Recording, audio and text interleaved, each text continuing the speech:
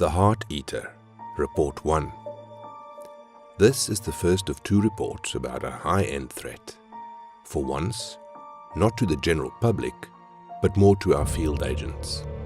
Initially, the Heart Eater looks like a tall, bandaged man, similar to the popular depictions of the Invisible Man. But bandages that wrap around its whole body aren't concealing anything. The bandages are its body. Loose straps of skin that continue to wrap around its vital organs can shift to reveal a large number of eyes, teeth, and ears. Where a normal head would be is instead a gaping fanged maw full of rows of sharp teeth. And sticking out from its head like a messed up anglerfish is the heart of its last meal or victim. Something that continues to pulse and beat. The Heart Eater came out of nowhere one day, and while our agents were prepared even while on a different field mission, they weren't prepared for the fact that the Heart Eater would pursue them endlessly, even to the point of ignoring less trained, more vulnerable targets. The agents in question were able to fight off the creature, but not without injuries. As they were in the middle of a priority mission, one of them had to guard the body while the other continued the investigation while backup from nearby agents were called for. The usual protocol for the many surprises that tend to pop up in the field. It was this protocol that saved our agents' lives, because as the new team arrived, the Heart Eater reanimated.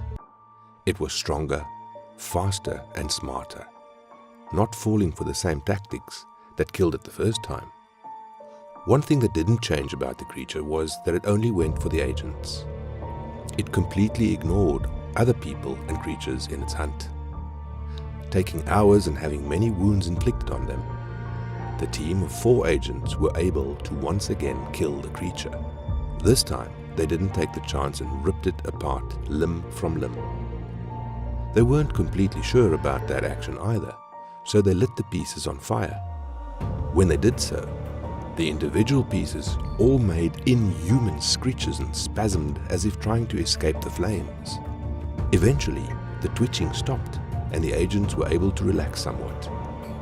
Then the pieces broke into ash and joined together, forming the shape of the Heart Eater and reanimating again into the fully healed Heart Eater again. At this, the agents all decided to flee, splitting up in different directions so that the Heart Eater could only get one of them at a time. All of them calling for backup and letting the base know about the situation. Their current case had to be let go as they fled for their lives. That creature would go on to kill 3 more people before it was put down. But the priority became the Heart Eater and keeping the lives of the agents safe. As they fled in different directions, it appears as if the Heart Eater randomly picked a direction and started traversing. Following it through both store and traffic cameras, it looks like it possesses the ability to lock onto a target and follow it unerringly. Because as the agent it was following changed directions, so did the Heart Eater. It was doing something to keep track of its prey. Another thing that was noticeable is that while it was traveling, it was shifted into its bandaged human disguise.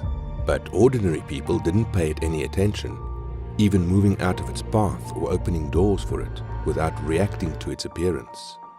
Some sort of crowd control that lets people ignore it to a limit. Otherwise, it would have killed our agents without them being aware of it. Those the Heart Eater hunts must be aware of its bloodlust, and so it can stealth itself from them. The agent it decided to chase was the only senior agent of the 4. Again, something that may not be a coincidence. Why go after Senior Agent Alabama and not one of the regular agents? Again, the Heart Eater is very unusual compared to usual hunts. Fortunately, Alabama is after all a senior agent, and the agency's senior staff are notoriously hard to actually kill. Alabama is one of the rare humans who developed an Esper talent, a rare one at that. Alabama has instinctual precognition, one that activates when he is in danger. The ability will give him a gut feeling that will tell him to do certain things or act certain ways. While it's not the most powerful of talents, Alabama is one of the humans with this talent who trained it and has mastered his ability to be able to do some crazy things. It usually manifests to outsiders as having very good luck and having the knack for things. Because of this, the Heart Eater, even as it attacks the cornered Alabama, ends up getting stuck by falling construction equipment that Alabama's actions ended up displacing. Getting hit and crushed by a pallet full of steel rebars will slow the hardiest creature down. Alabama was able to lure the Heart Eater into the construction zone, and over the course of a few hours, able to damage the creature repeatedly. Eventually, he was able to trap the creature into a cement mixer in such a way that it wouldn't die and come back even stronger. Which seems to be the right move to make. Just killing it only causes the Heart Eater to resurrect, and leaving it alone would cause our agents to be constantly hunted. Alabama, once he restrained the creature, ended up contacting his base, where they were able to transport the creature into containment. And the big question is to figure out where it came from and why was it just targeting field agents. This was obviously an attack on the agency, and our only clue is an immortal monster that doesn't communicate. So, experimentation and analysis is going to be needed to figure out what sent it our way. As more information about the Heart Eater is learned, the agency will be able to narrow down the suspects. End Report 1.